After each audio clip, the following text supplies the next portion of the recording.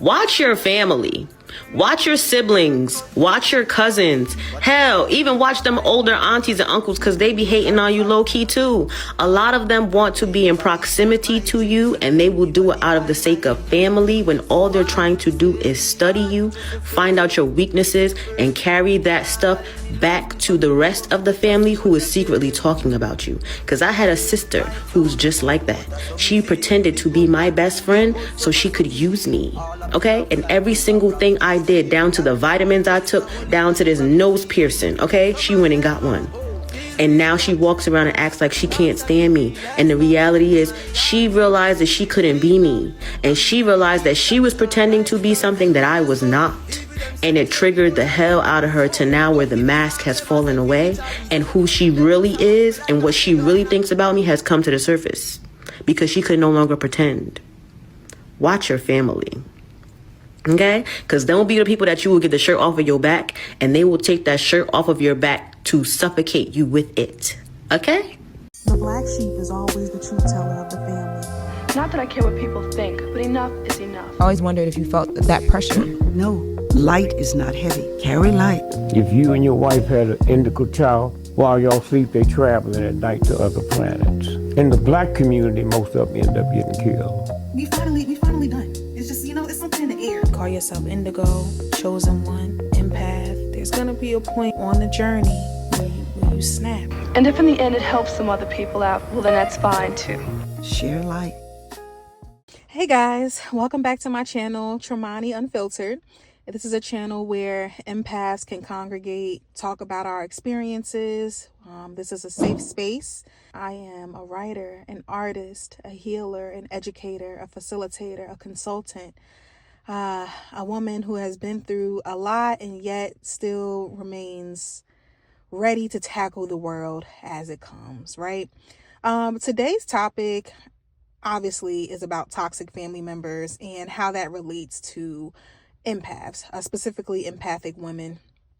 And I really wanted to talk about this because I've been seeing a lot of TikTok videos and women are expressing, oh, she switched up on me, or, women could be so cruel. And I'm just creating this video to explain that it typically does start with your family. It starts in childhood. The people pleasing, the inability to regulate your emotions because you're so used to having to placate to everyone else's emotions and read the room at an early age. Your cautious level was probably at a freaking 100 when you were 9. Being able to, one, as an empath, recognize the signs so that way you can protect yourself. You got to watch out with family, because a lot of elders in your family will be like, oh, when your cousin or somebody does you dirty, oh, that's your cousin. You got to get over that. Y'all got to make up. No, we don't.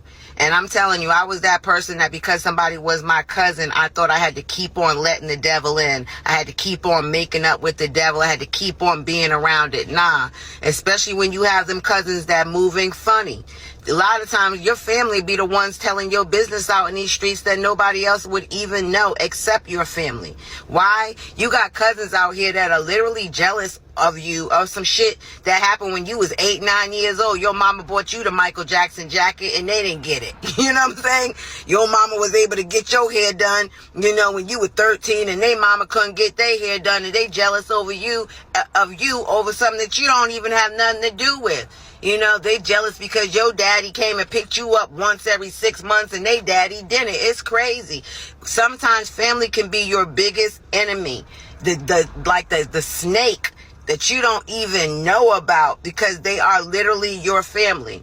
And I have learned throughout the years that blood shit don't mean nothing to me when I see that you moving funny with me. I've been burnt like hell by a cousin. You know what I'm saying? And it doesn't matter. She got so much other historical shit going on with herself and her competition with me. I ain't even competing with her. But she's steady trying to compete with me. And that's why I stay away from her ass now. Have a good day. Family is your biggest op. Get them motherfuckers away from you. They sneaky, jealous, conniving, liars. They will sit in your motherfucking face, tell you that you love you, want to see you win this emotion, and sit behind your back the next day and talk dog shit about you. It's really astonishing to me how and wish harm on me. Don't want to see me do good. Want to downplay me to everybody. The type of family I come from, if you're doing better than one of them, they hate that. They want to see you fall. If you done been through a traumatic situation in your life, they don't think you gonna come up out that shit.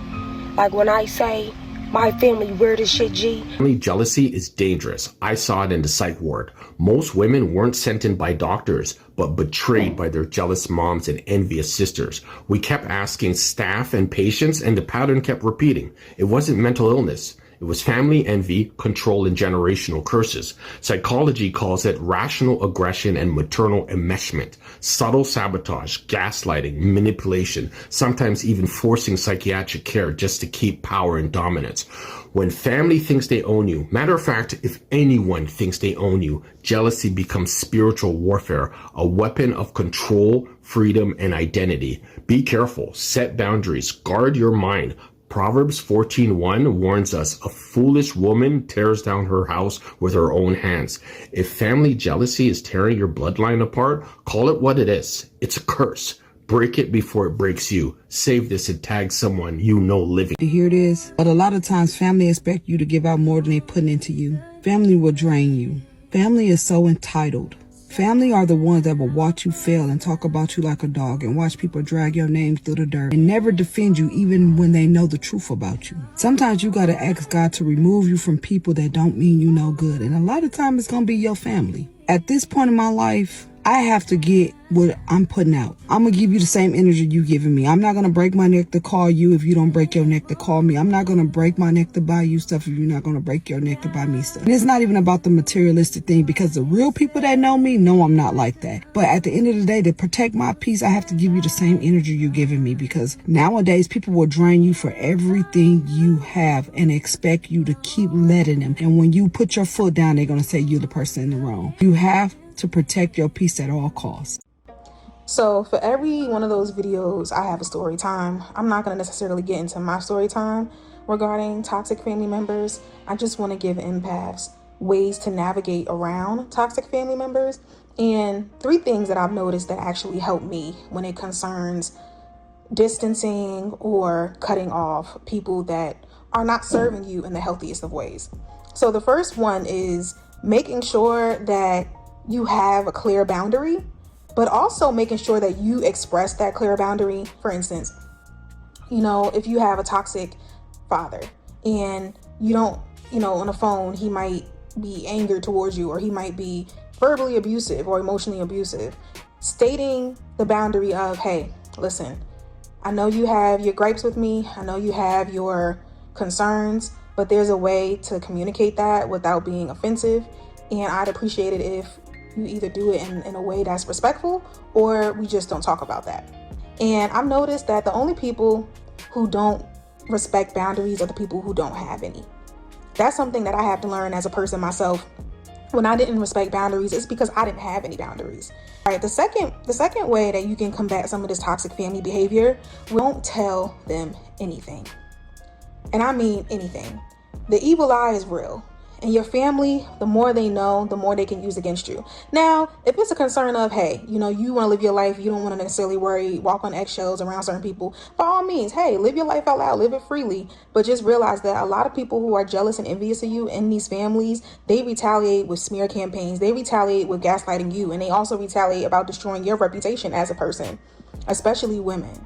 That's one thing that I think the Black community is so fair. They're afraid of it. Like, people admitting, like, there's a high spirit, I can't even say high. There's a heavy spirit of jealousy and envy in the sisterhoods and womanhoods in our community. And I think that's just for about any other community. But again, I don't belong to any other community, so I don't typically, speak outside of my lane and what I know. And thirdly, be sure to realize that you're giving yourself grace. This is going to be hard for people that are in a process of breaking generational curses. So that's why I say this is the third, as far as making sure that you can keep the space or keep your distance between toxic family members, because having gratitude and giving others the grace that you give yourself in different situations really puts you at an advantage, because it doesn't harden your heart. I know sometimes we're like, oh, well, they're a narcissist, or, oh, they've abused me. And yes, they deserve all the vitriol. They deserve all the disgust that you have in your heart for them. But at the same token, if you continuously hold that energy, it's only going to make you feel bad. It takes more energy to be angry and enraged than it does to just be happy and joyful. That's proven to be true. And when you start practicing these things, you'll start noticing your body, physiologically, your body will start to feel a little lighter, because you're not carrying all that negativity with you. So those are my top 3 things to navigate toxic families. I hope you guys enjoyed this video. If you do, please subscribe, hit the like button, and also comment. Let me know what you guys think about this topic.